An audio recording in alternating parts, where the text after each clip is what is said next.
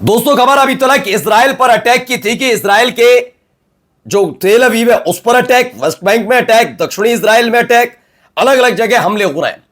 अब आगे बढ़कर ईरान ने खाड़ी देशों में बने अमेरिकन बेस पर भी अटैक करना शुरू कर दिया है। जी हां, अभी हाल ही में एक फ्रेश जो अटैक हुए हैं उसमें जो खाड़ी देश है मिडिल ईस्ट के, उनमें जो अमेरिकन बेस है उन पर क्या क्या हमले कहां कहां हुए वो दिखाऊंगा। इसके साथ साथ इसराइल में किस तरह के हालात बने, क्योंकि नेतन्याहू और उनके कैबिनेट मंत्री तो इन हमलों के फौरन बाद अपने अपने बंकर में छिप जाते हैं, लेकिन क्या इजरायली वहां पर ऐसे ही सुरक्षित महसूस कर पा रहे हैं? क्योंकि जैसे ही वहां पर मिसाइल गिरी वहां हालत खराब हो गई, हड़कंप जैसे हालात थे। इसके साथ साथ आपको एक और खबर दिखाऊंगा कि यमन के हुती लड़ाकों ने अब तक तो रेड सी यानी कि लाल सागर को ब्लॉकेट करने का ऐलान किया था, लेकिन अब नए हमले शुरू करते हैं और जिसकी वजह से बेन गुरियन एयरपोर्ट बंद करना पड़ा है। ताजा हमले यानी हमला अब केवल हिजबुल्ला ईरान की तरफ से नहीं, हुती लड़ाकों की तरफ से भी किया जा रहा है। और अगले 2-3 घंटों में अगर यह भी खबर आ जाए कि हमास के लड़ाकों ने भी अटैक करना शुरू कर दिया तो बड़ी बात नहीं, लेकिन शुरुआत इस वीडियो की करेंगे हम भारतीय जहाज पर अटैक हुआ है। जी हां, कहां, कैसे, किस तरह और किसने किया, एक एक चीज आपको दिखाएंगे। नमस्कार, मैं हूं प्रज्वल गौतम और आप देख रहे हैं टाइम्स एक्सप्रेस।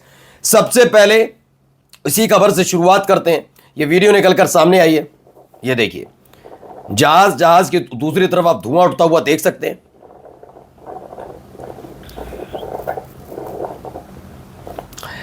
इसमें यह दावा किया जा रहा है ओमान के तट के पास एक जहाज पर हमला हुआ, जहाज पर भारतीय सवार है। दावा किया जा रहा है कि भारतीय उस पर सवार है, जहाज पर भारतीय नागरिक सवार हैं। घटना ओमान के समुद्री क्षेत्र के पास हुई है। चालक दल और जहाज की स्थिति को लेकर जानकारी जुटाई जा रही है। भारतीय नाविकों की सुरक्षा को लेकर चिंता बढ़ी है। लेकिन अब जो खबर है वो खबर ये नहीं है कि ईरान ने अटैक किया है, तो यह हमला किया किसने? क्योंकि पहले तो आप ये समझ लीजिए ओमान में और ईरान में दोनों के बीच में एक टाई अप हुआ है। इसी टाई अप की वजह से डोनाल्ड ट्रंप हाल ही में चिढ़े थे और उन्होंने कहा था कि ओमान को नक्शे से मिटा देंगे यानी उड़ा देंगे।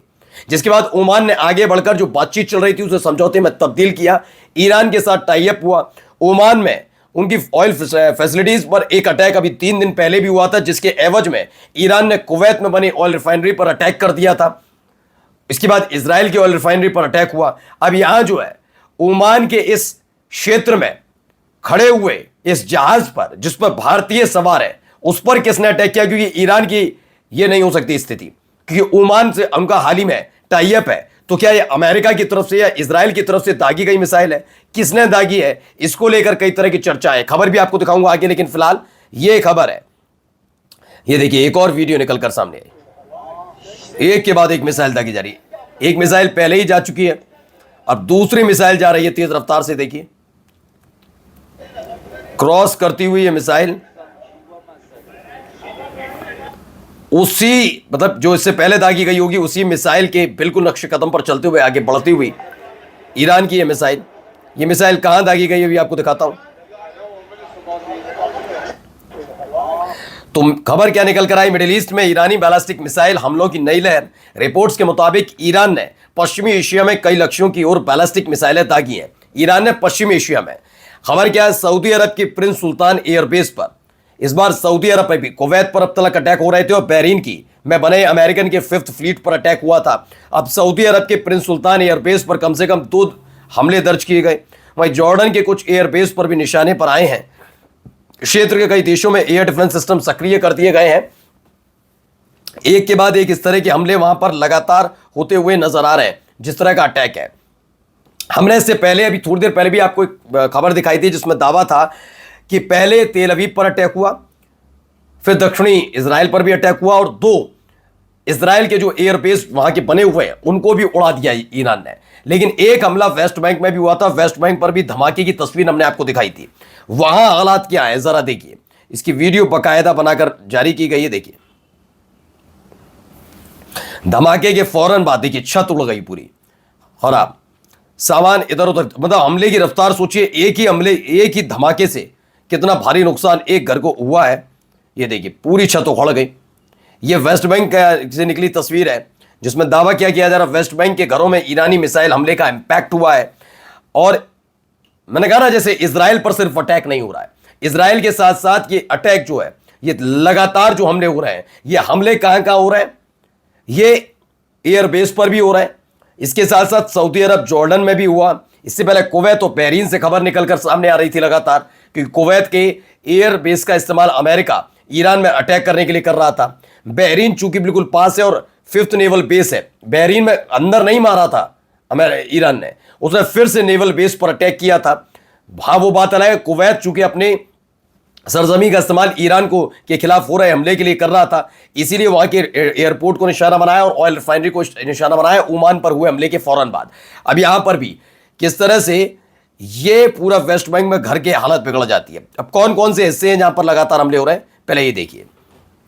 नेतन्याह है, तेल अवीव है, वेस्ट बैंक बारा यरूशलेम है, बर्शिवा में भी अटैक हुआ है, ठीक है ना, हेब्रोन है, वहां पर हुआ। ये पूरा जो रेड आप देख रहे हैं ना, इस पूरे इलाके में हमले दर हमले, यरूशलेम भी उसमें शामिल है, लगातार सायरन बज रहे हैं। अब ये देखना है कि उत्तरी इजराइल और दक्षिणी इजराइल में और कौन कौन से लाइन, नेगेव अभी आ गया है, नेगेव पर भी हमला हुआ। फिलहाल ये हमले की खबर निकलकर सामने आई, इसमें बताया गया इजराइल पर ईरान का एक और बैलिस्टिक मिसाइल अटैक का अलर्ट है इस पूरे इलाके में। जबकि आप दूसरे वाले इलाके में देखेंगे तो हाइफा, ऊपरी वाले इलाके में भी हाइफा पर भी अटैक की खबर थोड़ी देर पहले आई थी। यानी पूरा ये इलाका इजराइल का इस समय हमले की चपेट में, और एक के बाद एक इस तरह से हमले वहां पर दर्ज किए जा रहे हैं, एक के बाद एक। क्या केवल हमलों की तादाद यहीं तक है? क्योंकि देखिए, इजराइल 8 अप्रैल के बाद थोड़ा शांत था, वो उल्टा लेबनान पर अटैक कर रहा था। बदले में दक्षिणी लेबनान से खबर आ रही थी। हाल ही में अभी हमने देखा था कि दक्षिणी लेबनान पर तो हिजबुल्लाह के लड़ाके आईडीएफ के सैनिकों को मार ही रहे, एफपीवी ड्रोन का इस्तेमाल करके। अपनी रफ्तार और अपने हमले हिजबुल्लाह ने बढ़ाकर उत्तरी इजराइल तक पहुंचाए थे, जहां उत्तरी इजराइल के कई इलाकों पर ताबड़तोड़ ड्रोन और एफपीवी ड्रोन के साथ साथ मिसाइल दागी जा रही थी। अब जब ऐसे वक्त में हिजबुल्लाह का अटैक चल ही रहा है, ईरान ने हमले शुरू कर दिए हैं, एक और लड़ाका संगठन मैदान में उतर आया। हमने दिखाया आपको कि हूती लड़ाकों की तरफ से कहा गया कि नेवल ब्लॉकेड कर रहे हैं, यानी रेड सी पूरी तरह से खास तौर पर इजराइल के लिए बंद रहेगा। वो तो पहले से भी बंद था, लेकिन अब पूरी तरह से बंद किया जाए और हमले होंगे। अब इन सब के बीच हमले शुरू किए गए। तो हमले जो शुरू हुए हैं क्या है, यमन के प्रतिरोध समूह कहा जाता लड़ाका संगठन, यानी कह सकते हैं आप हूती लड़ाकों के मिसाइल हमले से इजराइल का बेन गुरियन एयरपोर्ट ठप हो गया है। हूती लड़ाकों ने हमला किया। सोमवार सुबह यमन की सेना ने तेल अवीव को निशाना बनाते हुए एक बैलिस्टिक मिसाइल दागी। इसके बाद इजरायली प्रशासन ने बेन गुरियन इंटरनेशनल एयरपोर्ट पर फिलहाल सभी उड़ानें रोक दी हैं।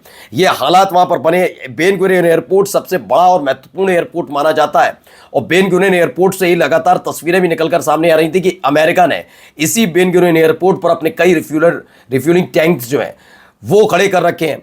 अब बेन गुरियन एयरपोर्ट पर पूरी तरह से ठप हो गया है, ये दावा किया जा रहा है, पूरी तरह से बंद है। तो ये खबर निकलकर सामने आई। अभी इस तरह के और भी हमले लगातार जारी है, कहां कहां हमले हो रहे हैं वो भी आपको दिखाऊंगा। नमस्कार।